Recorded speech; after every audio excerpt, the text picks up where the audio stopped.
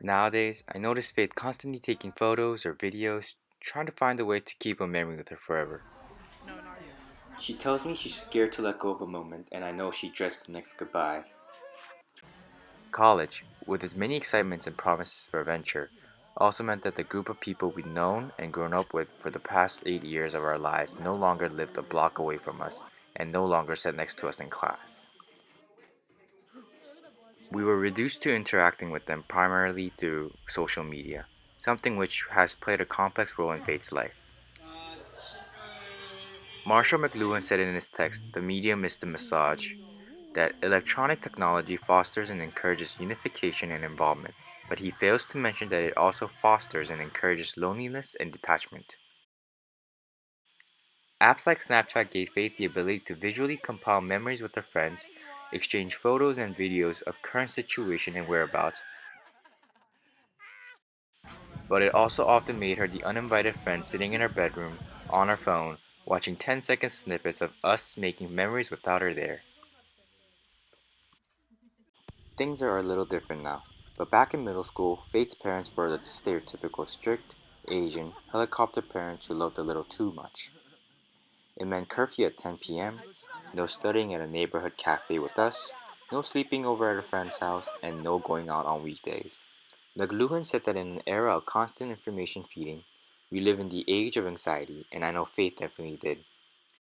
She told me later about how her heart would sink to the ground when she found out that there was yet another occasion she wasn't at, or the way stray thoughts consumed her as she tried to focus on her homework instead.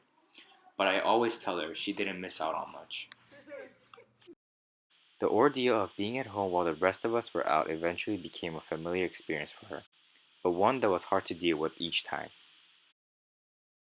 Even on the occasion that she was invited, her parents always said no, and eventually she wasn't invited at all, because we knew what the answer would have been even if he had asked.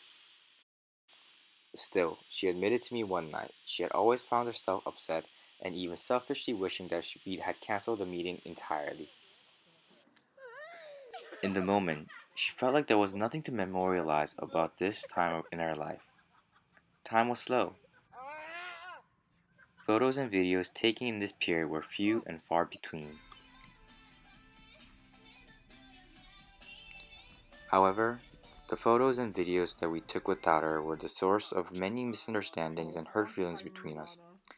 But through it, our relationship grew and matured. She learned to accept her fate as the daughter of two overprotective parents and made the most out of the times that she did go out.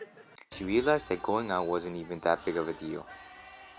What we see through our phone screens is so limited, narrow, and frustrating and not even half the story. It's a 10-second preview of a 10,800-second event. Similarly, the framing and time span of this film limits me in what I am able to show you. What you see now is a vertical 360-second preview of the panoramic event that is the past 8 years of our life. When the last 2 years of high school rolled around, time seemed to fly for all of us, and Faith's parents became more lenient. It hit her in senior year that she would never have anything like this ever again. She would never be in this exact same setting with all of us. And notice she began to make more active attempt to savor the seconds that passed. The photos she took, the videos she filmed, became what Chris Marker notes in Sans Soleil, substitutes for her memory. They are her memory.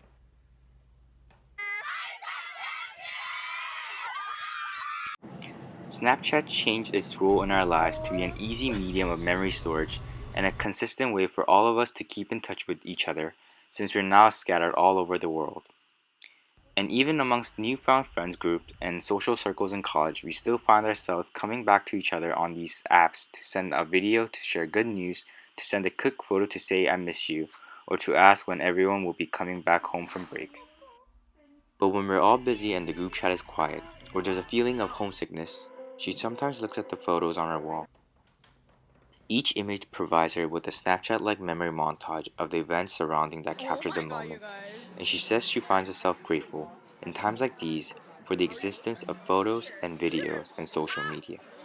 Sometimes, I know it still brings about mixed feelings for her to watch a story of some of her friends celebrating a birthday at a bar while she's elsewhere, though I know full well that she doesn't even like drinking.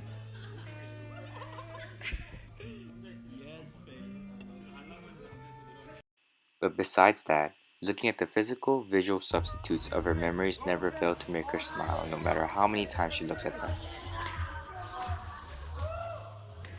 She often wondered out loud the same thing Margaret did in Sans Soleil, questioning how people remember things who don't film, don't photograph, don't tape. How has mankind managed to remember? At the same time, she worries that her fixation on moments of the past and these digital memories means that she, as McLuhan puts it, is looking at the present through a rear view mirror. But that's only if she were to look at these photos and videos all the time, unable to move on and place herself in the makings of new memories. One must be able to appreciate and respect the fleeting beauty of memory, or how Margaret describes them, the fragility of those moments suspended in time, and that the delirium and the drift of memories is what makes them so beautiful and valuable. If a moment were to stop, he says, it will burn like a frame of film blocked before the furnace of the projector. Madness protects as fever does. As such, memories are constantly being made. We're making memories working on this film, and you're making memories watching it. The fact that she hates goodbyes is something that hasn't changed after all these years, but she learned a new way to deal with them to a certain extent. Now, she says, it almost feels like a blessing rather than a curse to be in so-called age of anxiety, where digital media is an extension of oneself with access to different ways to remember.